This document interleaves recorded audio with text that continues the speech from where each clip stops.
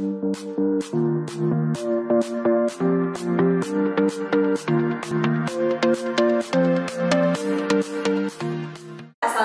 warahmatullahi wabarakatuh. Selamat pagi adik-adik mahasiswa. Ketemu lagi di acara podcast Fakultas Ilmu Kesehatan Universitas Ibnu Khaldun Bogor.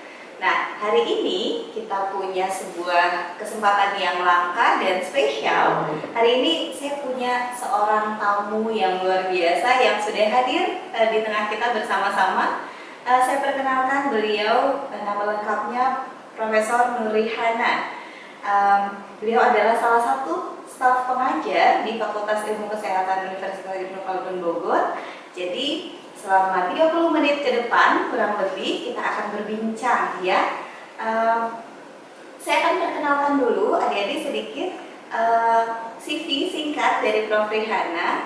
Beliau sebelum menjadi dosen di Fakultas Ilmu Kesehatan Universitas Ibnu Khaldun bekerja di Balai Besar Pascapanen Badan Litbang Pertanian. Nah, beliau adalah lulusan sarjana dari UGM, kemudian menempuh pendidikan S2 dan S3 di IPB, dan melanjutkan S3 di Universitas Ibnu Khaldun Bogor, jurusan pendidikan agama.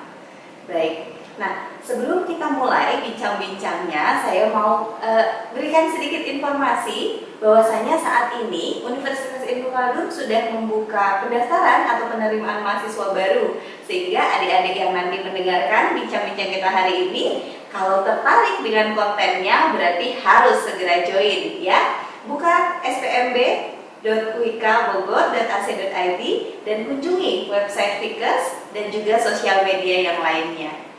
Baik, hari ini topik besar kita akan menceritakan dari Prof. Rihana. Mungkin saya langsung ingin ke pertanyaan pertama, boleh ya Prof? Baik, sebelumnya Prof apa kabar? Baik, sehat. Alhamdulillahirabbil alamin. Bisa saya lupa menyapa ya. Baik, nah Prof, kita mau cerita tentang biokimia pangan. Nah, kita mungkin ingin mendengar sudut pandang bagaimana menurut Prof. Rihana sesuai dengan pengalaman kerja yang sudah berpuluh-puluh tahun mungkin ya Prof di dunia ini. Nah, bagaimana dunia Islam memandang biokimia pangan itu sendiri, Prof? Ya. Jadi kan kalau ilmu kesehatan banyak ya berhubungan dengan biokimia pangan.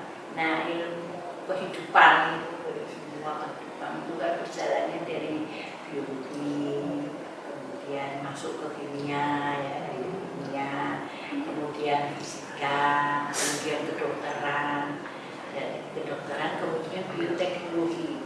Nah, dengan bioteknologi ini semua nanti mendasari era genomik, terus transgenik, proteomik, ya, bioinformatik, yang metabolik ya. Nah, kalau di kesehatan banyak ke metaboliknya. Jadi di dalam Islam ternyata semua sains itu ya, ilmu itu ada di Al-Quran. Jadi Al-Quran itu tidak hanya pedoman kita untuk akhlak, tetapi juga ilmu-ilmu duniawi juga banyak di situ yang masuk dalam sains ya. Jadi antara disiplin ilmu yang tercakup dalam Al-Quran yaitu misalkan astronomi ya, surat Yasin 3840 itu tentang astronomi. Kemudian tentang biologi ada 67 ayat. Kemudian geografi ada 43 ayat. Geologi ada 13, hidrologi ada 27, teknologi ada 15, medis itu ada 16, kimia 21, pertanian ada 46. Nah itu, jadi ilmu-ilmu dunia itu sebetulnya juga ada di dalam Al-Quran. Berarti memang ya, kita tidak harus lepas dari Al-Quran. Justru harus semakin mendalami ya, harus mendalami. Kita belajar belajar di UIK kan bisa belajar sains sekaligus kita bisa mendalami dalam Al-Quran. Lulus dari UIK kita dapat ilmu banyak, juga ilmu Al-Quran juga ada gitu. Mungkin ya kalau lihat dari yang lain. Insya Allah. Baik, kemudian kira-kira Prof, kita pengen tahu selanjutnya terkait dengan pangan itu sendiri terdiri dari banyak zat biokimia ya Prof ya, tadi salah satunya. Nah kira-kira kalau dari jenis-jenis pangan yang paling baik untuk dikonsumsi, ada nggak Prof di dalam Al-Quran? Di Al-Quran itu Allah memberikan beberapa contoh ya bahan-bahan makanan yang dikonsumsi oleh Rasulullah. Kenapa itu tidak untuk percontohan kita? Ya. Karena Rasulullah selama hidupnya itu hanya sakit itu hanya 2 kali selama hidupnya. Itu yang pertama itu disihir sama orang Yahudi, orang ya. Kemudian yang kedua itu menjelang wafat. Nah itu.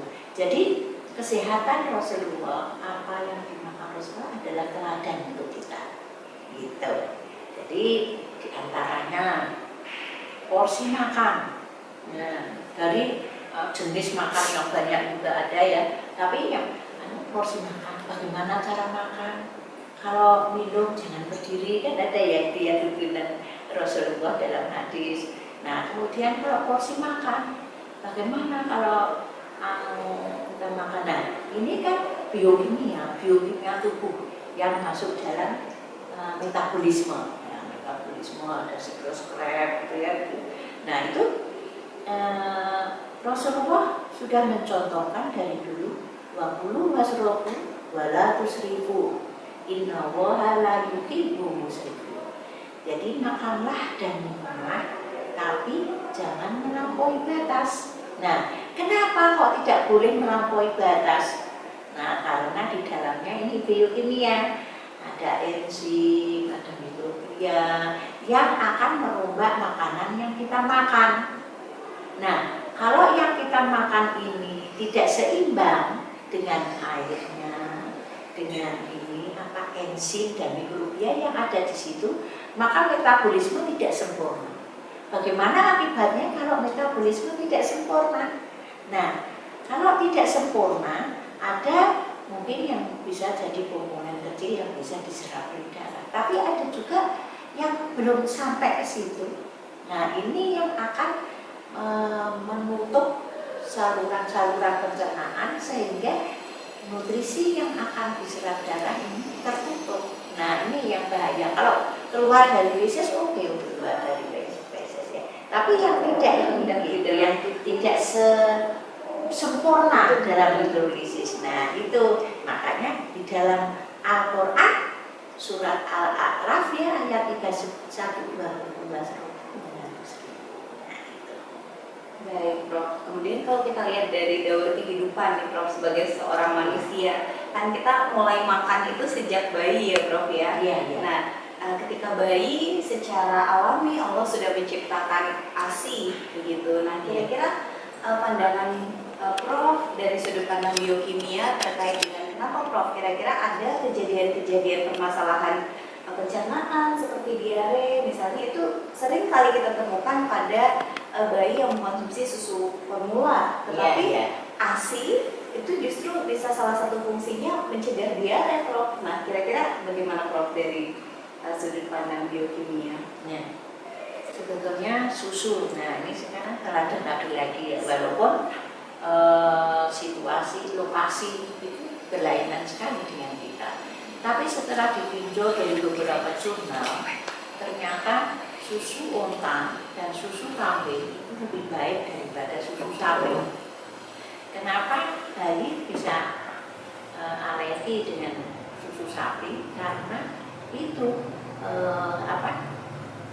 ukuran globulannya itu sangat tinggi kalau sapi. Jadi kalau sapi itu sampai dari 43 tapi mungkin jarangnya yang 4,1 itu sampai 8.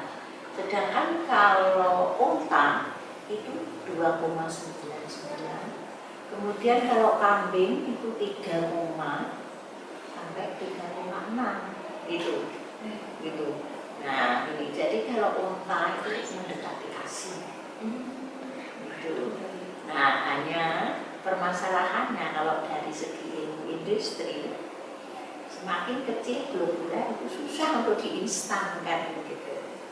Jadi kalau dilarutkan sudah nggak jadi emulsi lagi, tapi jadi larutan itu. Nah, tapi dari beberapa ilmu yang sudah dilakukan ini dari beberapa negara itu sudah sukses untuk membuat jadi nanti itu. Jadi Ada alternatif alternatif ya.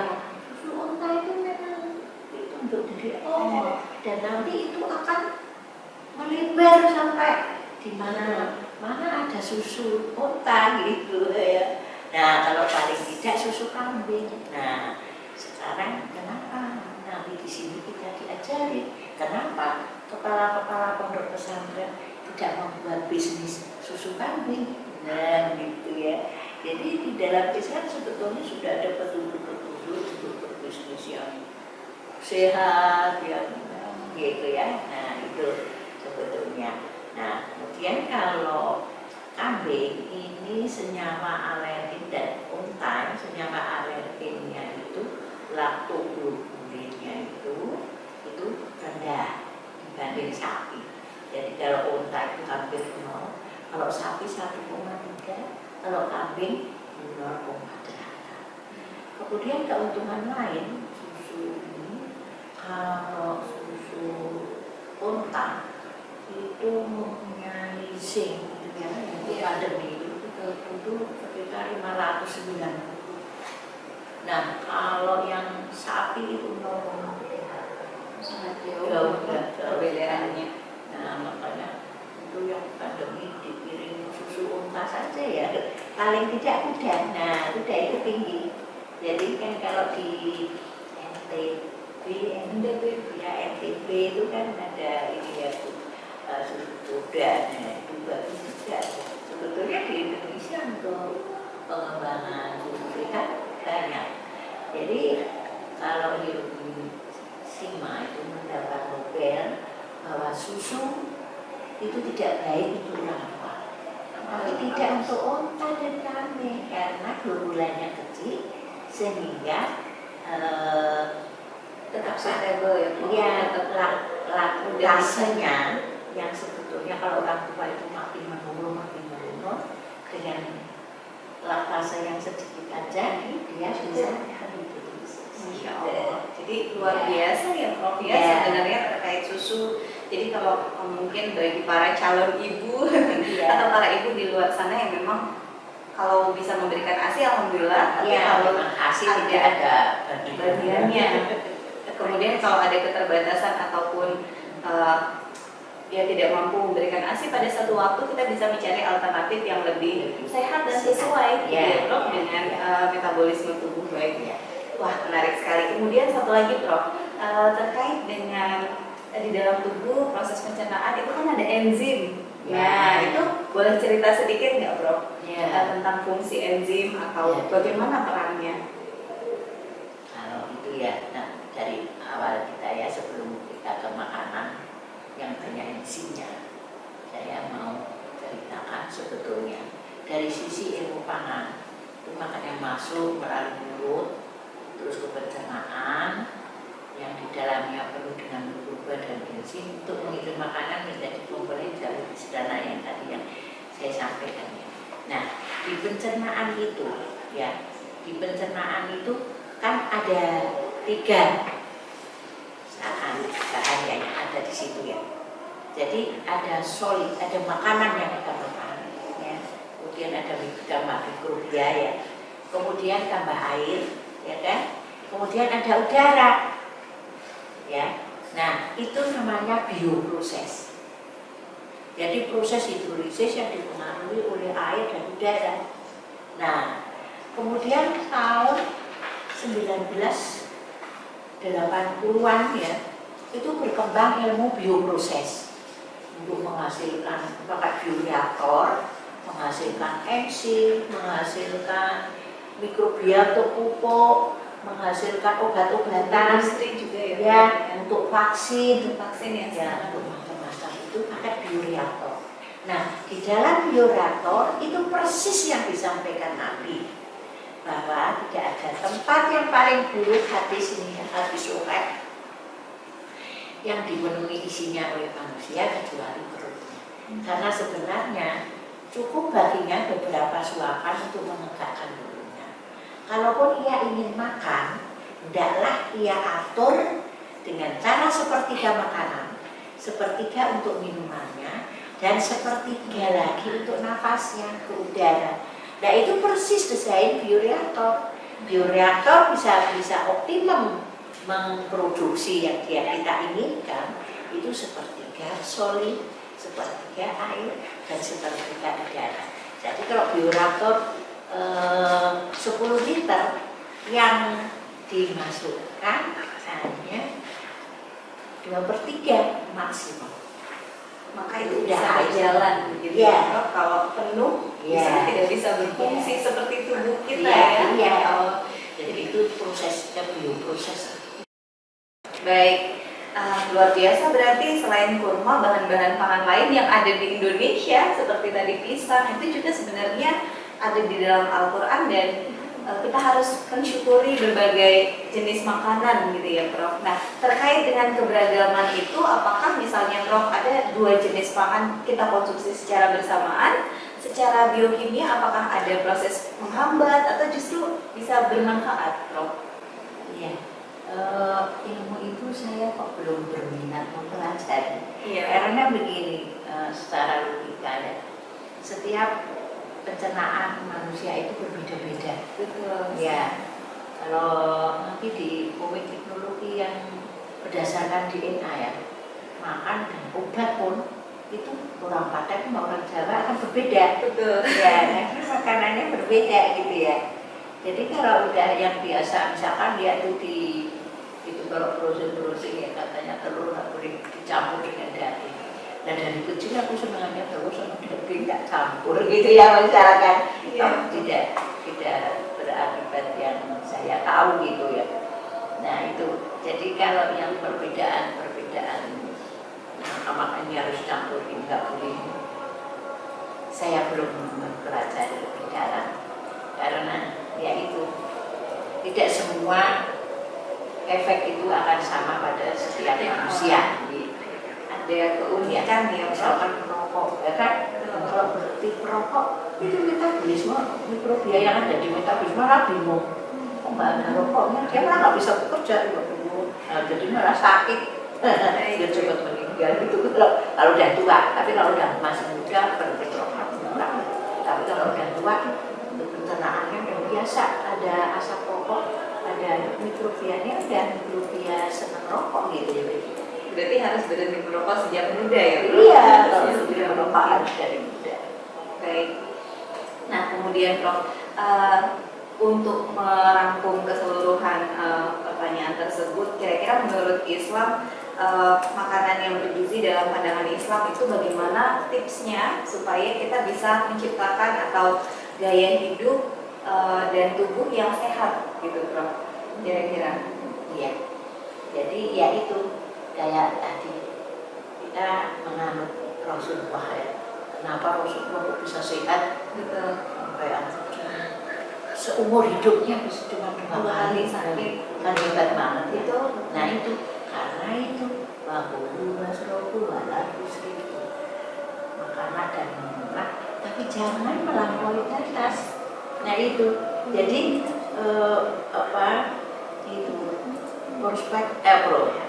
proses metabolisme itu akan sempurna kalau cukup mikrobia siap ya, enzim mikrobia yang ada di pencernaan siap untuk menghidrolisis yang makanan yang kita makan, air yang cukup, tidak berlebihan gitu ya. Nah itu jadi makan apa saja yang kita senangi, yang halal, tapi yang halal dan thayyibah kan, yang halal, tapi jangan terlalu banyak. 200.000 itu aja kalau anunya sebetulnya apa rumusnya untuk sehat. Coba kau bayangkan kalau puasa makan cendol, kurang, sumber karbohidrat semua gitu ya. Padahal enzimnya belum siap di dalam tubuh. Nah, itu yang membuat jadi justru mau puasa malah jadi nggak sehat gitu. Padahal puasa itu detoksifikasi. Semua simpanan-simpanan yang buat penyakit itu akan terhidrolisis saat jam 12 sampai asar sampai maghrib kan. Nah itu yang akan detoksifikasi. Makanya hadis yang menyatakan bahwa puasa tidur itu ibadah itu dhaif. Karena kalau tidur terus itu detoksifikasinya ada di mana gitu, nggak keluar energi, itu keluar energi di waktu siang itu akan membantu proses energi di malam hari itu mengurangi kortisol yang mungkin stres. Jadi sholat raweh, mau sahur sholat malam lagi itu membuat kita jadi sehat, hormon-hormon yang jelek tidak keluar, jadi tenang gitu. Baik. Berarti bukan sobat pikes aja nih yang butuh healing. Sebenarnya mudah-mudahan selama Ramadan kita bisa mengajak tubuh kita melakukan tadi ya Prof, detoksifikasi.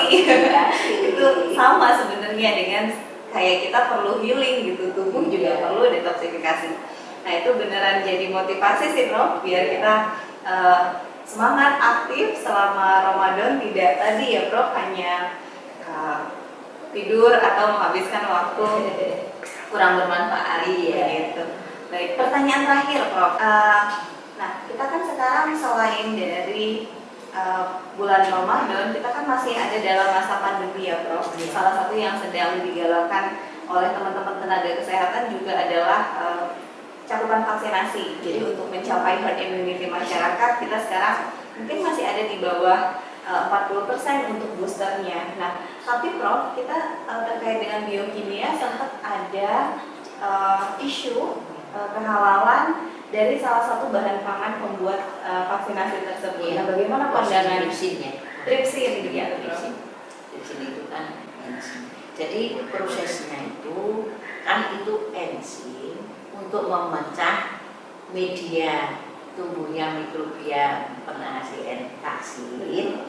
Nah itu makanannya kan antara lain ya protein N ya sumber N. Nah itu untuk memecah sumber N itu menjadi N untuk dimanfaatkan mikrobianya, gitu kan.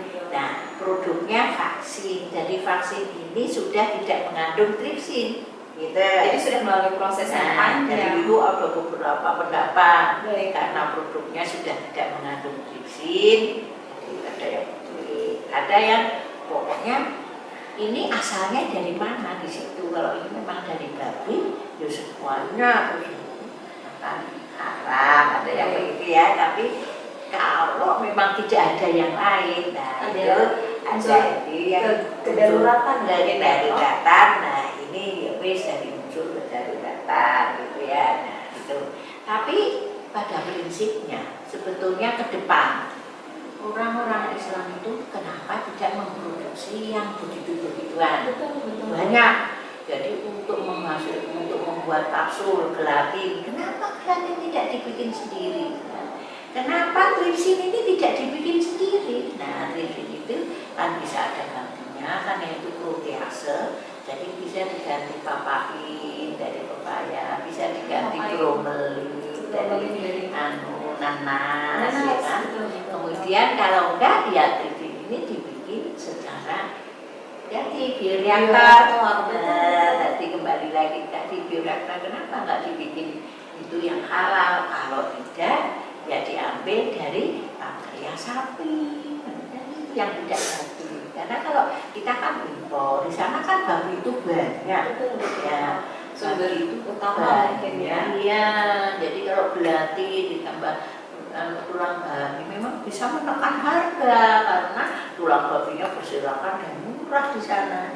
Nah kalau di sini kita sebetulnya sudah meneliti untuk bagaimana kita membuat gelatin yang halal. Tapi kok kayaknya pengusaha besar yang musim belum pada datang untuk ingin membuat gitu. Teknologinya udah ada, metodenya, alatnya juga sebenarnya ada ya. Bisa didesain gampang gitu ya untuk membuat gelatin yang halal. Sekarangnya tripsin yang halal gitu. Untuk kedepannya memang kita sebetulnya kaum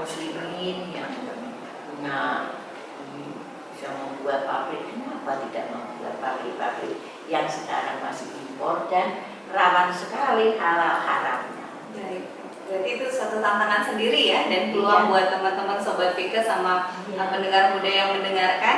Nah, ini kita selain harus mencari ilmunya, tapi juga kalau kita punya sumber daya seperti dana atau bisa mengekskalasi dari penelitian menjadi industri gitu ya Prof, itu sangat diperlukan. Wah, luar biasa Prof, ilmunya luar biasa. Terima kasih banyak Prof Rehana sudah berkenan hari ini gabung bersama kita. Nah, kalau teman-teman mau dengerin berbagai diskusi menarik seputar topik kesehatan ataupun topik-topik yang sedang tren saat ini, jangan lupa ya nanti di subscribe, di like sehingga teman-teman terus terupdate kalau kita ada video baru lagi. Oke, itu mungkin untuk pertemuan kita sore ini, Prof. Senang sekali saya berkesempatan memandu pembicaraan dengan teman-teman. Nah, jangan lupa teman-teman, saat ini pendaftaran mahasiswa baru Fikes UIK sudah dibuka. Jadi kalau teman-teman jangan menunda-nunda ya, segera buka website spmb.uikbogor.ac.id ataupun di fikes.uikbogor.ac.id dan sosial media kita lainnya. Ada Instagram, ada YouTube, di subscribe semua. Oke, ketemu lagi teman-teman di pertemuan selanjutnya, podcast-podcast yang tidak kalah menarik bersama pemandu acara yang baru agar fresh terus ya. Baik, itu saja mungkin kita pamit teman-teman. Assalamualaikum warahmatullahi wabarakatuh.